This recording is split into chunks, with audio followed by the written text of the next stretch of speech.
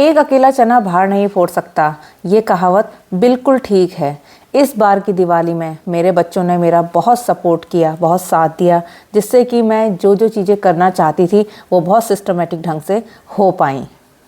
Family में जब सब लोग मिलकर काम करते हैं तो एक पे ज़्यादा लोड नहीं पड़ता, बर्डन नहीं पड़ता, और सबकी मेहनत जब सामने आती है तो वो बहुत सुंदर और अच्छे रूप में सामने आती है।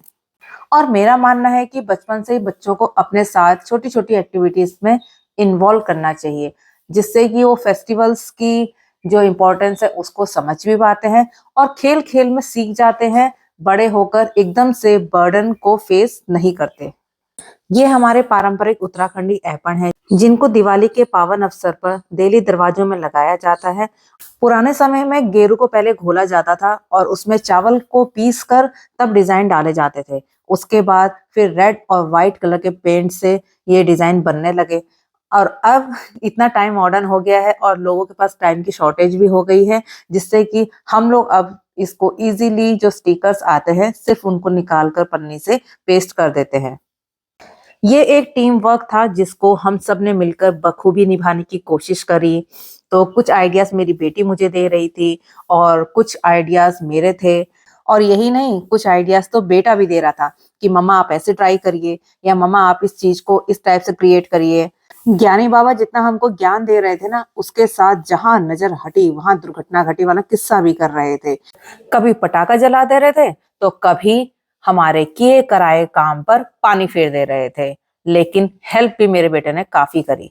त्योहारों के समय अपने फौजी साहब की याद तो बहुत आती है, लेकिन जब मेरे पे काम का लोड भी पड़ता है ना, तब ज्यादा याद आती है, क्योंकि जितना भी सारा सामान होता है उनकी आदत है कि वो उसको काफी सिस्टमेटिक ढंग से रख देते हैं। और जब कोई सामान मुझे नहीं मिल रहा था तो मैं उनसे कॉल कर करके पूछ रही थी कि तुमने ये सामान कहाँ रखा, तुमने वो सामान कहाँ रखा। और फिर वो हंसते हुए बोलते भी हैं कि जब मैं सामान रखता हूँ तो उस टाइम पे तो तुम ध्यान देती नहीं हो, बाद में फोन कर करके पूछती होगी ये कहाँ रखा, वो कहाँ रखा। तो फौज में रहते हुए भी उन्होंने घर की ड्यूटी को बखूबी निभाया। तो हम चारों ने मिलकर इस त्योहार की तैयारियां करी। जैसे कि मैं रेंट पे रहती हूँ, मेरा अपना घर नहीं है, तो मेरे पास बहुत ज्यादा स्पेस नहीं है। जितना भी है तो उसी में मुझे डेकोरेशन के 2-3 सेट बनाने होते हैं। तो जितना मुझसे बन पाता है उतना मैं पूरा पूरा करने की कोशिश करती हूँ। लीजिए, माँ और बेटी ने मिलकर तैयार कर लिया रूम का एक कॉर्नर। आई होप आपको ये पसंद आएगा।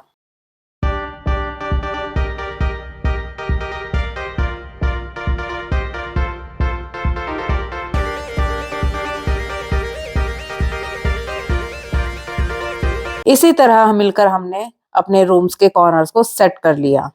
डेकोरेशंस के लिए इस बार मैंने कुछ ऐसा नया नहीं खरीदा था। कुछ मेरा लास्ट ईयर का सामान रखा हुआ था, कुछ मैंने हाथ से डीआईवाई बनाए थे, और कुछ मैंने जो प्लांट्स लगा रखे थे उनसे ही इसको डेकोरेट किया।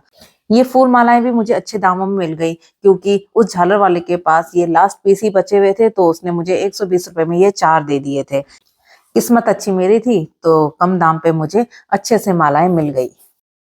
ये मैट भी मैंने लास्ट ईयर लिया था, जो इस बार मेरे काम आ गया।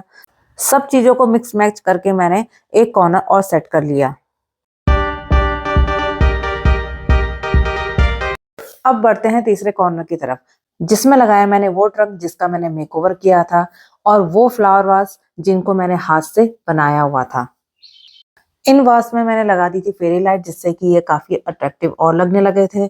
उसके बाद मैंने वुडन बॉक्स जिसका मैंने डीआईवाई किया था वो रखा, और वो कैंडल्स जो मैंने बनाई थी उससे मैंने इसको डेकोरेट किया। अब देखिए फाइनल लुक इस कॉर्नर का।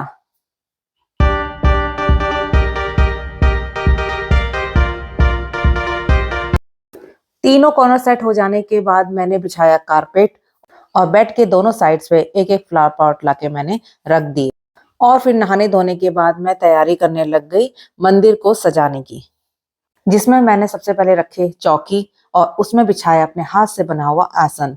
उसके बाद मैंने उसमें लक्ष्मी जी और गणेश जी को विराजमान किया। ये भी मैंने डीआईवाई किया है। पुरानी सीढ़ी मेरे पास रखी हुई थी, उसमें मोल्डेड क्ले लगाया, और शुभ और लाभ मेरे पास पहले से रखे हुए थे, उनको इनमें मैंने पेस्ट कर दिया और बन गया मेरा शुभ लाभ। और फिर आम के पत्ते और गेंदे के फूल को मिलाकर मैंने कुछ इस तरह से बैकग्राउंड को सजा लिया।